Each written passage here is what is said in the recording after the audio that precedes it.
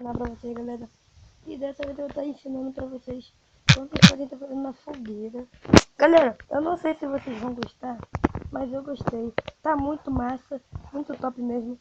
Ó, a primeira coisa que você vai ter que fazer é vir aqui pegar a cor do barco que você quiser. No caso desse, mais de Détula.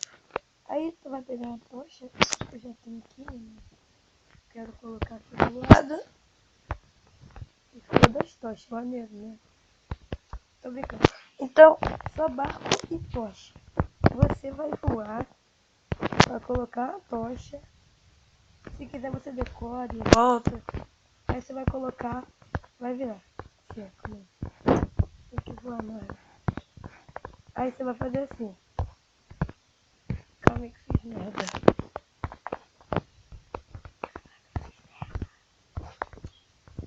Fiz merda aqui, mas tá bom. Você vai botar e girar. Botar e ficar. Você vai ficar girando.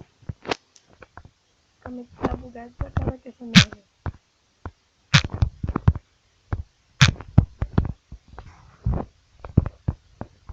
Aí você vai colocar. Ah não, tô tirando.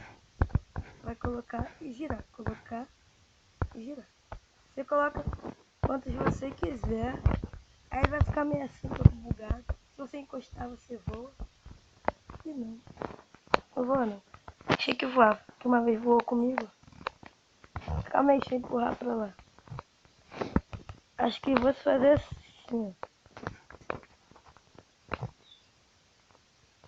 Aí a fogueirinha está completa. Você pode estar decorando aí com seu jeito. Essa fogueira tá bem maneira, né? Não sei se vocês gostaram. Ó, calma aí. É que eu não sou bom de fazer essas coisas.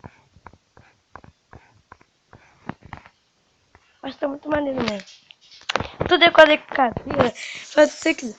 Bom, galera, mas o vídeo foi esse. Espero que vocês tenham gostado. Se gostou, deixe seu like. Se gostaram muito mais ainda, ative os favoritos. Se inscreva no canal para não perder.